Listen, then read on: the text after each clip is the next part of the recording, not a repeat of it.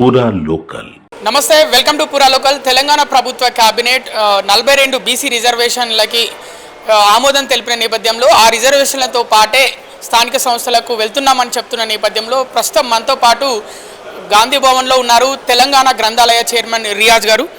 Sir, ఎలా అనిపిస్తుంది 42 రిజర్వేషన్లు బీసీ రిజర్వేషన్లతో స్థానిక సంస్థలకు వెళ్తున్నట్టు మీ ప్రభుత్వం చెప్తుంది, ఎలా అనిపిస్తుంది? వాస్తవంగా ఈ 42% రిజర్వేషన్లతో స్థానిక సంస్థల ఎన్నికలకు పోవాలనేది రాజకీయ ప్రయోజనాల కోసం కాదు, సామాజిక పరివర్తన కోసం. ఈరోజు మేమెంతో మాకంతా అనే సిద్ధాంతము రాజ్యాంగంలో ఉన్న సిద్ధాంతం. భారత రాజ్యాంగము సామాజిక న్యాయాన్ని, రాజకీయ న్యాయాన్ని, ఆర్థిక న్యాయాన్ని వాగ్దానం చేసింది.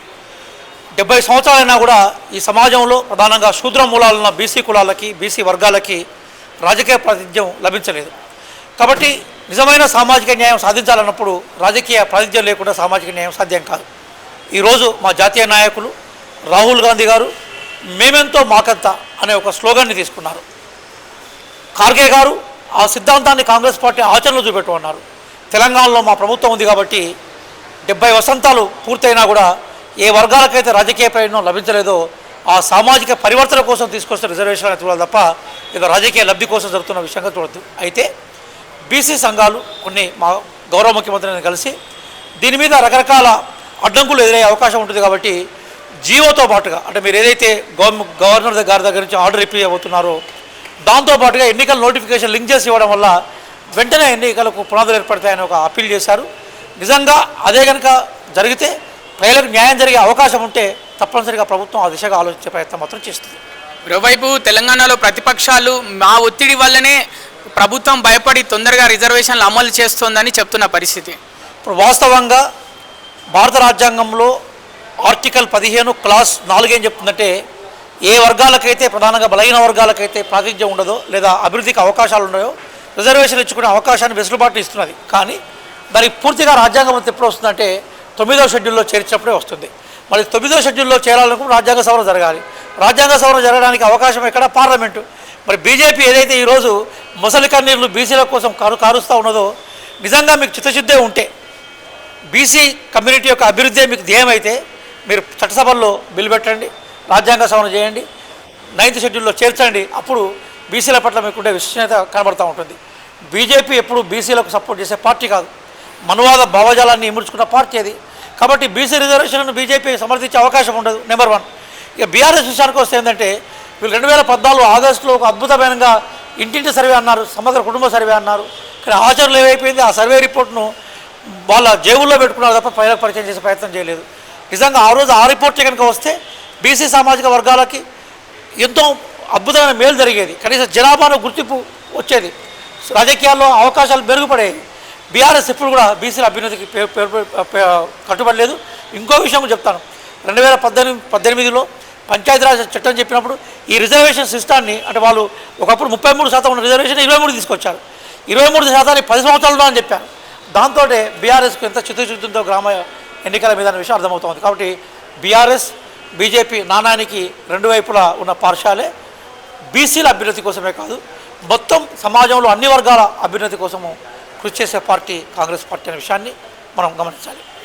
ఒకవేళ బీసీ 42% రిజర్వేషన్లకు తీర్పు అనుకూలంగా వచ్చినా కూడా తర్వాత మరి ఎవరైనా పిటిషన్ వేస్తే పరిస్థితి ఏంటి? జనరల్గా న్యాయపరమైన చిక్కులు ఉన్నాయి, మేము కాదనట్లేదు. న్యాయపరమైన చిక్కులు అధిగమించే ప్రయత్నం కూడా మేము న్యాయ నిపుణుల సలహాలు తీసుకున్నాం. అందుకోసమే మా మీటింగ్లో న్యాయ నిపుణులను పిలిచి దీని మీద తర్జన భర్జనలు చేసి చర్చలు చేశాం. మేము అసెంబ్లీలో తీర్మానం చేశాం. ఈరోజు జియో తీసుకొచ్చేందుకు మేము సిద్ధంగా ఉన్నాం, తీసుకొస్తున్న ఆర్డినెన్స్ తీసుకొచ్చి సిద్ధంగా ఉన్నాం. అదే నేపథ్యంలో మా దగ్గర డాటా ఉంది. అంటే ఈ సమాజంలో బీసీ జనాభా ఎంత ఉందనే దాని మీద సైంటిఫిక్గా డాటా తీసుకొచ్చాం. ఆ డాటా పునాదిగా ఉంటుంది. ఒకవేళ మేము నిజంగా కులగణన చేయకుంటే కేవలం కులగణనే మాత్రం చేయలేదు, మేము విద్యాపరంగా సామాజిక పరంగా వెనుకబాటుతనం కూడా బీసీలలో ఉందనే విషయం ప్రూవ్ చేశాం. కాబట్టి సమగ్రంగా ఒక సర్వే రిపోర్ట్ మా దగ్గర ఉంది. కాబట్టి న్యాయస్థానంలో ఇది నిలబడుతుందని మేము ఆశిస్తున్నాం. ఒకవేళ జరగని పరిస్థితుల్లో కేంద్రాన్ని కూడా మేము అప్పీల్ చేస్తున్నాం. ఎందుకంటే మొన్ననే సుప్రీంకోర్టు చెప్పింది ఏ ఆర్డినెన్స్ అయినా ఏ బిల్ అయినా కూడా రాష్ట్రపతి ఒకవేళ అసెంబ్లీ కనుక దాన్ని ఆమోదిస్తే 90 రోజుల్లోగా ఆమోదించాలని చెప్తున్నది. మరి 90 days అయింది, ఇప్పుడు రాష్ట్రపతి నుంచి ఆమోదించడం కాలేదు. బాల్ ఈరోజు కేంద్ర ప్రభుత్వం కోర్టులో ఉన్నది. కేంద్ర ప్రభుత్వం వాళ్ళు గోల్ కొట్టాలనుకుంటే నిజంగా బీసీ రిజర్వేషన్ చేయాలనుకుంటే వెంటనే ఆమోదించే అవకాశం ఉంది పార్లమెంట్ సాక్షిగా. అది చేసే అవకాశం వాళ్ళకి కనబడతలేదు. కాబట్టి మేము ఒకవేళ ఇవే అన్ని కనుక ముఖ్యమైనా కూడా పార్టీ పరంగా మేము ఇవ్వడానికి కూడా సిద్ధపడ్డాం. అంటే బీసీ రిజర్వేషన్లను తప్పనిసరిగా ఇవ్వాలనే ఒక ప్రగాఢమైన పట్టుదలతో మేము ఉన్నాం. నిజంగా రాజకీయ పక్షాలను బీఆర్ఎస్ కానీ బీజేపీ కానీ ఇతర రాజకీయ పక్షాలు బీసీల పట్ల చిత్తశుద్ధి ఉంటే సపోర్ట్ చేయాలి, లేకుంటే ప్రజాక్షేత్రంలో వాళ్ళ యొక్క ద్వంద్వ వైఖరిని వాళ్ళ మొసలికల్ని ఎండబట్టే ప్రయత్నం మేము రాజకీయ పట్టుగా మేము చేస్తాం. మరోవైపు బీసీ రిజర్వేషన్లకు కేబినెట్ ఆమోదం తెలిపిన తర్వాత కవిత ఆధ్వర్యంలో జాగృతి వాళ్ళ శ్రేణులందరూ పెద్ద ఎత్తున సంబరాలు చేసుకున్నారు. ఎట్లా చూస్తారు ఆ సంబరాల్ని? ఇప్పుడు ఎవరైనా ప్రభుత్వం తీసుకున్న బీసీ రిజర్వేషన్ పట్ల అనుకూలత వ్యక్తం చేస్తే సంబరాలు చేస్తే ఎవరైనా ఆహ్వానించాల్సిందే. కవితనా ఇంకోరా అది మాకు ఇష్యూ కాదు. కానీ నిజంగా కవితమ్మ గారికి నిజంగా చిత్తశుద్ధి ఉంటే 10 ఏళ్ళు వాళ్ళు పవర్లో ఉన్నప్పుడు బీసీ రిజర్వేషన్ ఎక్కడ పోయినా అడుగుతున్నాం మేము. వాళ్ళు టీఆర్ఎస్ ఏరియాస్ బీఆర్ఎస్ఏ కదా, 33% రిజర్వేషన్ 23%కి కుదించింది వాళ్ళే కదా, 10 సంవత్సరాలు దాన్ని పొడిగించాలని చెప్పింది కూడా వాళ్ళే కదా. కాబట్టి మరి కవిత గారి చిత్తశుద్ధి ఏది, ఆమెకు నిజంగా బీసీ రిజర్వేషన్ పట్ల కమిట్మెంట్ ఏదనే విషయం కూడా అర్థమైంది కదా.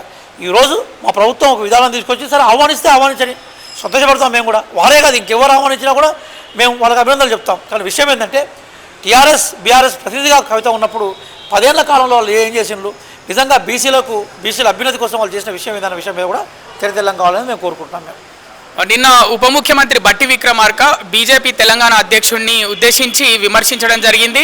ఆయన వల్ల గతంలో కొంతమంది వ్యక్తులు చనిపోవడం జరిగింది, ఆయన అసలు ఆ పదవికి అనర్హుడే కాదు అని చెప్పడం జరిగింది. అంటే వీళ్ళ పాలన మీరు చేసుకోండి, మాకెందుకు నీతులు చెప్తున్నారని బీజేపీ శ్రేణులు అంటున్న పరిస్థితి.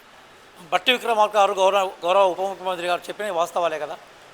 రోహిత్ వేముల అసహజ మరణానికి కారణం ఏంటో తెలియాలి కదా.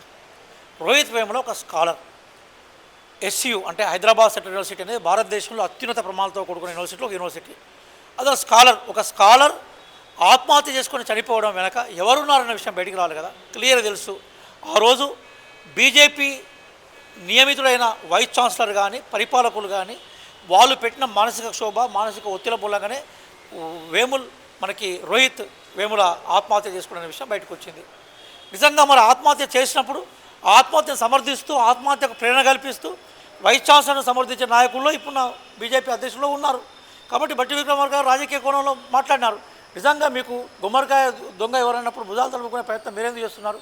మీ అధ్యక్షుడు పరిశుద్ధుడైనప్పుడు మా ప్రమేయం లేదని ప్రకటించుకోండి. మీరు నిజంగా మనకి రోహిత్ వేముల యొక్క ఎపిసోడ్ మనం చూస్తే ఒక దౌర్భాగ్యకరమైన అంశం, అది ఒక దురదృష్టకరమైన విషయం. ఆయన ఆత్మహత్యకు పురిగొల్పిన అంశాలు, ఆ టైంలో సెంట్రల్ యూనివర్సిటీలో జరిగిన పరిణామాలు, అప్పుడు ఏ బీజేపీ నేతలు అక్కడికి పోయినారన్న విషయం మీద కూడా విచారణ జరగాలి కదా. ఆ విషయాన్ని బట్టి విక్రమార్క గారు ప్రస్తావించారు. కాబట్టి బట్టి విక్రమార్క గారి ప్రస్తావన రోహిత్ వేముల లాంటి అనేక మంది స్కాలర్స్కి సంబంధించిన నిర్ణయంగా వాళ్ళ మరణాలకు సంబంధించిన ఇష్యూగా మనం చూసుకోవాలి. భవిష్యత్తులో అట్లాంటి పరిణామాలు పునరావృతం కాకుండా చూడడం కోసం కూడా బట్టి విక్రమార్క గారు మాట్లాడిన విషయాన్ని ఆ కోణంలో అర్థం చేసుకునే ప్రయత్నం చేయాలి. కాంగ్రెస్లో ఉన్న ముఖ్యమంత్రి ఆ రోజు ఢిల్లీకి వెళ్ళారు, కానీ మిగతా నాయకులు ప్రతి ఒక్కరూ మాకు భయపడ్డారు, ప్రెస్ క్లబ్కి రాలేదు చర్చకి అని బీఆర్ఎస్ చెప్తున్న పరిస్థితి. భయపడ్డారా మీరు అందరూ? మరి పాపం కేటీఆర్ పరిస్థితి ఎట్లా ఉందంటే ఆడలేక గజ్జల బరువు ఉన్నాడు ఆయన. ఇది కూడా సామెత ఉంటుంది కదా, ఇక ఎందుకయ్యా నువ్వు ఆడలేదంటే నాకు గజ్జల బరువు అయినా ఆడలేదని ఉంటుంది. కేటీఆర్ గారు పాపం ఖయాలు తప్పిండు, జ్ఞాపకశక్తి కోల్పోయిండు. ఆయన సిరిసిల్ల ఎమ్మెల్యే, వాళ్ళ నాయన కేసీఆర్ గారు గౌరవ మాజీ ముఖ్యమంత్రి, వారు గజ్వేల్ ఎమ్మెల్యే. అలాగే వారు ఇంకో పార్టీ నాయకుడు హరీష్ రావు గారు మనకి సిద్దిపేట ఎమ్మెల్యేలు ఏదైనా విషయాన్ని చర్చించేందుకు ఏముంటుంది, శాసనసభ ఉంటుంది కదా. అంటే మీరు ఎమ్మెల్యేల విషయాన్ని సోయి తప్పినారు, ఖయాలు తప్పినారు. తెలంగాణలో ఖయాలు తప్పడు అంటారు. విషయాన్ని చర్చించేందుకు అసెంబ్లీ ఉన్నది, మీరు అసెంబ్లీకి వచ్చి చర్చ చేసే అవకాశం మీకు ఉన్నది కదా. అసెంబ్లీకి రారు, అసెంబ్లీలో చర్చలు పాల్గొనరు, అసెంబ్లీలో విధానపరమైన విషయాల మీద స్పష్టత ఉండదు. ఈరోజు కాళేశ్వరం కూలిన సంఘటన వెనుక మీరే ఉండరని కమిషన్ అభిప్రాయపడతా ఉంది. ఫోన్ ట్యాపింగ్ మీరే చెప్పినని కమిషన్ అభిప్రాయపడతా ఉన్నది. అనేక మంది నిరుద్యోగుల ఆత్మహత్యల కారణం మీరే అని నిరుద్యోగులు అభిప్రాయపడతారు. ఇట్లాంటి నేపథ్యంలో అసెంబ్లీ చర్చా వేదికను మానేసి మీరు పలానా దగ్గరికి రండి చర్చకు అన్నదానంలో భయం కనపడతా ఉన్నది. మీకు నిజంగా ధైర్యం ఉంటే అసెంబ్లీకి రండి, చర్చ చేసే ప్రయత్నం చేస్తూ ఉంటాం. నిజంగా ఇప్పుడు ఈరోజు కేటీఆర్ ఎవరండి? ఈరోజు అనేక మంది ఎమ్మెల్యేలు, ఆయన ఒక ఎమ్మెల్యే. బీఆర్ఎస్ అనేక మంది ఎమ్మెల్యే, ఆయన ఒక ఎమ్మెల్యే. ఆయనకు మేము స్పందించాల్సిన అవసరం ఏంది? కేసీఆర్ గారికి వస్తే అప్పుడు బహుశా మా వాళ్ళు దాని గురించి ఆలోచించేవాళ్ళేమో. కేసీఆర్ ఫామ్ హౌస్లో చెద్దరు కప్పుకొని మండుకున్నాడు.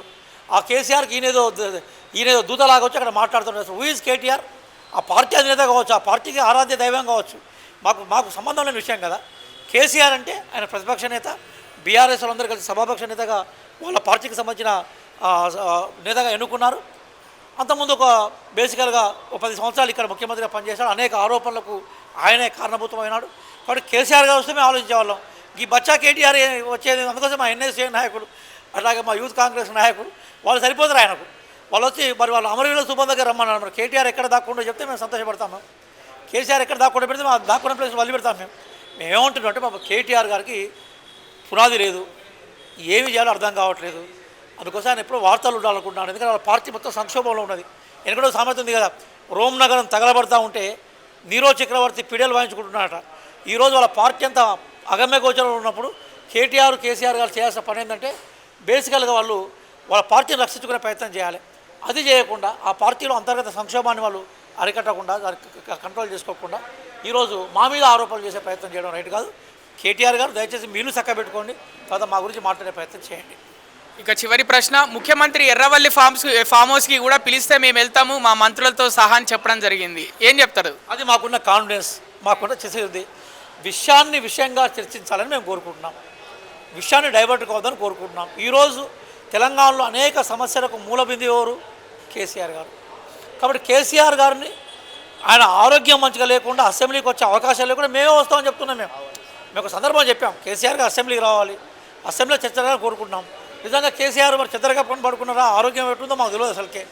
నిజంగా వారు రావడానికి సిద్ధంగా లేనప్పుడు, అంటే ఆయన ఫిజికల్గా శరీరం సహకరించినప్పుడు మేమే రావడానికి సిద్ధంగా ఉన్నామన్న విషయం చెప్పారు. అంత ఉదాత్తంగా మాట్లాడినారు ముఖ్యమంత్రి గారికి రేవంత్ రెడ్డి గారు. అంటే రేవంత్ రెడ్డి గారు ఏమంటుందంటే, మేము రాజకీయాలను బేసికల్గా మేము రాజకీయ క్షేత్రంలో సహచరుగానే మేము భావిస్తూ ఉంటాం. కేసీఆర్ గారి సలహాలు ఈ రాష్ట్ర అభివృద్ధికి ఉపయోగపడాలని మేము కోరుకుంటున్నాం. మరి కేసీఆర్ గారికి అంత చిత్తశుద్ధి ఉంటే, అభివృద్ధిలో భాగస్వామ్యం వహించాలనుకుంటే వచ్చి మాతో కలిసి మాట్లాడాలి కదా. అది లేనప్పుడు మీరు విలువండి, మేము రావడానికి సిద్ధంగా ఉంటాం అనే కోణంలో ముఖ్యమంత్రి గారు మాట్లాడిన విషయాన్ని అర్థం చేసుకోవాలి.